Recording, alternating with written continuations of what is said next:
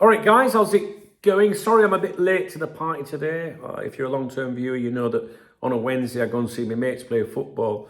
And by the time I got back, it was pretty late, really. Didn't have a drink or anything, didn't do anything like that. Came back, got a bite to eat, and then I was like, oh, I don't know if I could be bothered now.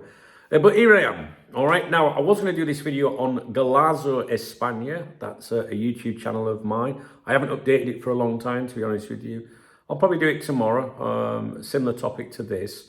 The links, it will be in the video description, I think, and I think it pops up on the screen as well. Now, the reason I'm going to go over this article with you, as you can see, it's Xabi Alonso behind me. He obviously got the boot from Real Madrid, right? It's not because he was a failed manager, as someone left in my comments section the other day. It's because the players at Real Madrid are a bit up their own arse, to be honest with you. And he clashed with them, right? So does that mean is he a problematic manager? Is he a pain in the arse? Whatever. But when you find out the reasons they didn't like him, it's all because he was demanding the absolute best from them, right? And that's what I'm going to do with this article, is go over this article with you, just so you can see what the problem was at Real Madrid, because maybe you're interested in that alone, regardless of what happens next in his career. Or maybe you're thinking, oh, I'd like, Alonso to be manager one day at Liverpool, but what happened at Real Madrid? All right, so I'm just trying to give you a bit of insight here with this, all right? So the headline here is "The day Xabi exploded and everything blew apart." And then the intro, if you like, them little bylines, taglines, whatever they're called, says the coach lashed out at his players during a training session shortly after the Clásico, and everything collapsed. "I didn't know I was coming to coach a nursery," he told them. Imagine saying that to people like Mbappe and that, and Vinicius and that. The level of demand and the overload of tactical information were making the squad uncomfortable. All right? Now, I read this article and then I was like, this is exactly what I want fucking in charge of my players, right? Listen to what it says. I'm going to read the whole lot to you. It's not very big though. There's a joke in there somewhere. Okay. It was, here we go. Xabi Alonso was dismissed in January, but in reality, the coach began leaving Real Madrid at the start of November. By then, the divorce between the squad, as Rafa Benitez would say, squad, yeah, for sure. The divorce between the squad and Xabi Alonso was already obvious behind closed doors. A growing distance that daily life at Valdebebas, that's Real Madrid HQ, pushed to the limit, until it finally exploded. "I didn't know I was coming to coach a nursery," the coach shouted during a training session. It was not a typical warning to grab the players' attention, nor a momentary outburst during work. It was a cry of desperation, exhaustion, frustration, and almost boredom. Xabi had been annoyed for some time because his players were not following him in the level of demand he wanted to impose in every single training session. Above all, in tactical demand. Bad body language, lack of attitude, whispering, until he could take no more, and uttered a phrase that became the beginning of the end of his project at Madrid. He said what he had been thinking for a long time and opened a wound with the squad that would never close. Tactical heaviness and too much information. The players felt the training sessions were excessively burdensome from a tactical standpoint, and also complained about receiving an excessive volume of information. Xabi's overzealous approach to tactical work, attention to detail and constant corrections extended to his coaching staff, who were also singled out by the players, particularly his assistant, Sebas Parilla. Having so many people giving instructions and monitoring every detail was a situation that made the footballers uncomfortable. The day-to-day working environment was poor, and that wear and tear gradually took its toll. Necessary work.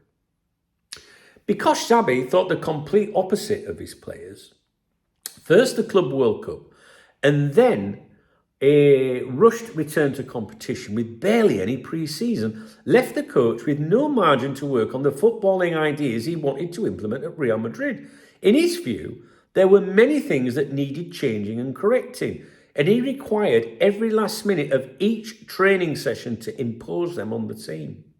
Xabi knew the side was a long way from what he wanted and that the process needed to be accelerated. But that pace of work and the absorption of new concepts clashed head-on with the squad. They were not moving in the same direction, and day-to-day life became increasingly difficult. Xabi was unhappy with his players, and the players were unhappy with Xabi. Arbeloa's name in the dressing room. As if that were not enough, rumours about Arbeloa began circulating in the dressing room. The name of the man who months later would become Real Madrid's new head coach started to be viewed by players as a possible solution. Arbeloa was becoming increasingly present around the first team, either because the club was already floating his name to gauge the atmosphere, or because the players themselves had taken note of him. As Castilla coach, which is the reserves, he was a regular presence at first team training sessions. Amid all that tension came a results crisis. 2 wins in 8 matches by the end of the year. The little stability in Madrid had disappeared, and the crisis grew larger and larger. It is true that when things turned ugly, the squad rallied to try to pull the situation around and avoid Xabi's downfall, but something had already broken. The response was insufficient, and even a run of 5 consecutive victories changed nothing. The doubts and unrest within the squad reached the club's boardroom, and from that point there was no turning back. The Spanish Super Cup was the final chapter, but a single shout was the beginning of the end. So in other words, he was sacked because he said, "I didn't know I was coming to coach a nursery," and it upset them little petals. So I got Dave, my AI assistant, to summarise this. You can log off if you want, but that was the article, word for word. And I got Dave to summarise it for you. All right, not for me, for you. And Dave's my AI assistant. I've trained for more than a year, blah, blah, blah, blah, to analyse football news articles and stuff. It's not just AI. A lot of effort has gone into to what I want from the AI and to what to look for, etc. Dave says, this article paints a picture of Xabi Alonso as a demanding, detail-obsessed coach who tried to raise standards and paid the price for it. The breakdown between Alonso and the Real Madrid squad didn't start with results. It started inside the training ground. From early November, long before his eventual sacking, there was already a clear disconnect between what Alonso was asking for and what the players were willing to give. Alonso pushed high tactical discipline, intense sessions and constant correction.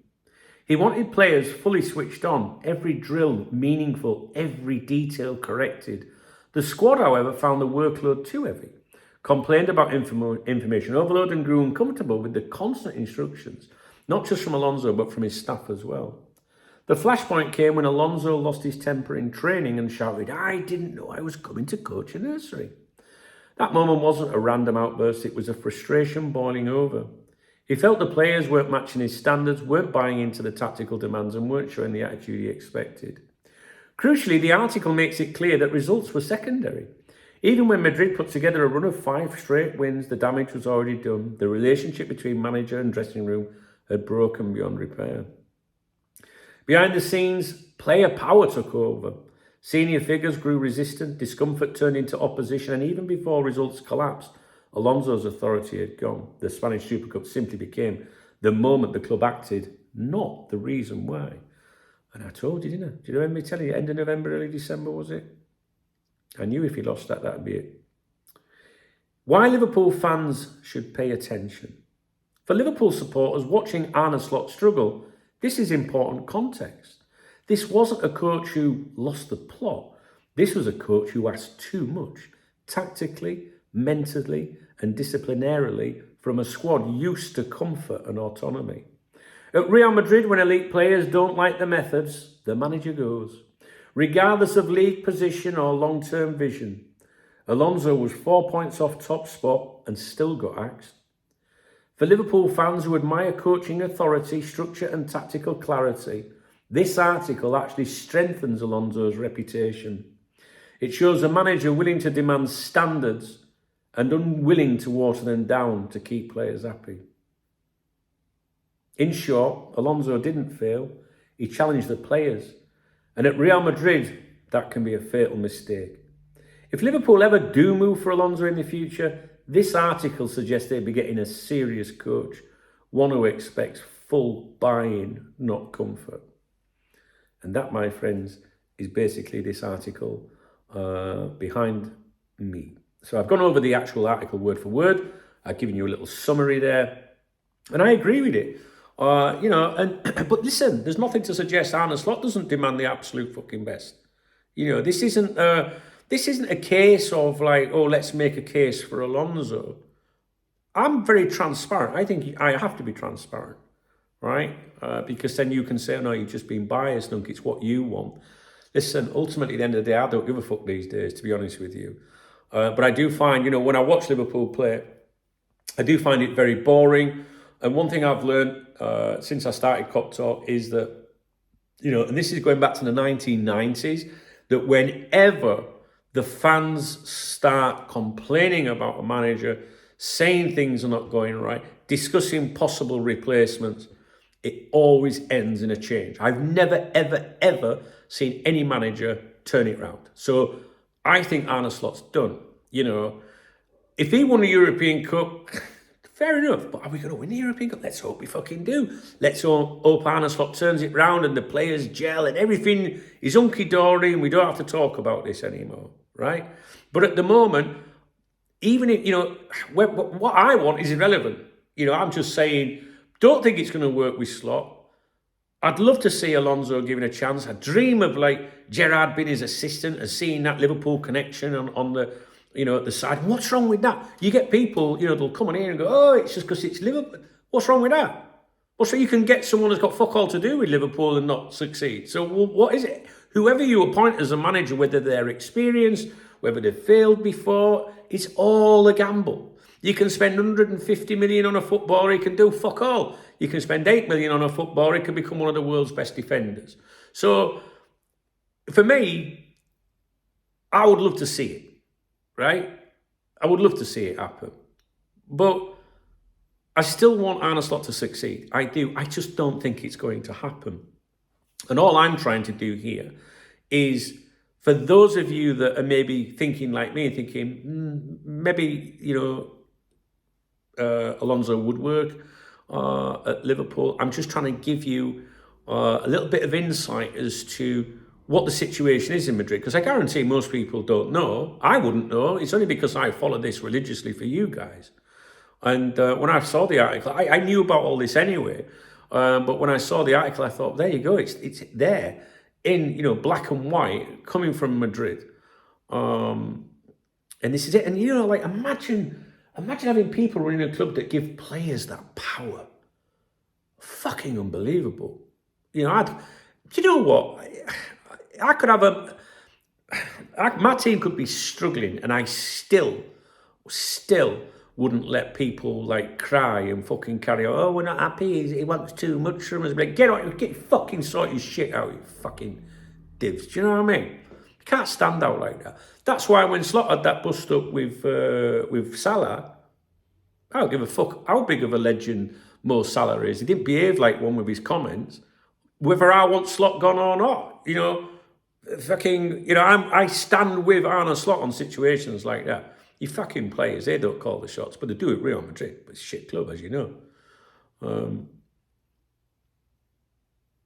But listen, I'm not calling for Slot to be sacked. I'll let them people, they can all make their decisions.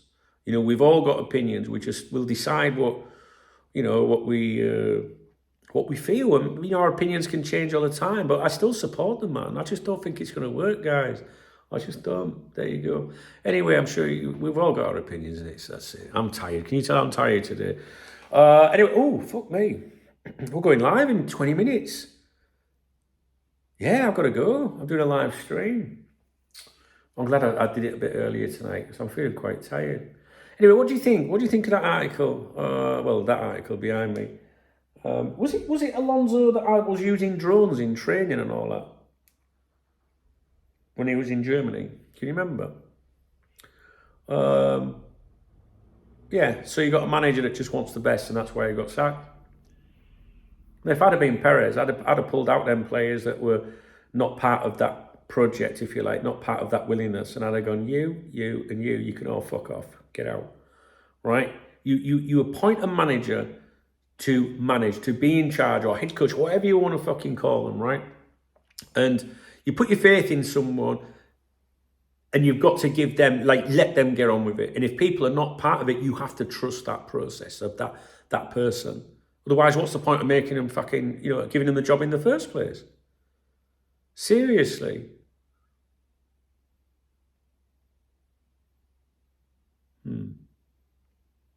I'll leave it with you. If you enjoyed the video, if you found it informative, please thumbs up the video. Please drop me a comment. Let what you think. Or is there anyone out there that's going, well, maybe they were just a little bit like there's too much in the red. Drop me a comment. If you want to support my channel, there's love art under the video. You know the drill. There's links in the video description, including Revolut, which is my beer kitty on a Saturday. But for now, I'm going to get this video online and I'm going live. We'll have an hour's conversation and we'll catch up tomorrow. Sorry, I'm a bit tired, guys, today. I don't know why, to be honest with you. I'll speak to you in a bit. All right, guys, thanks.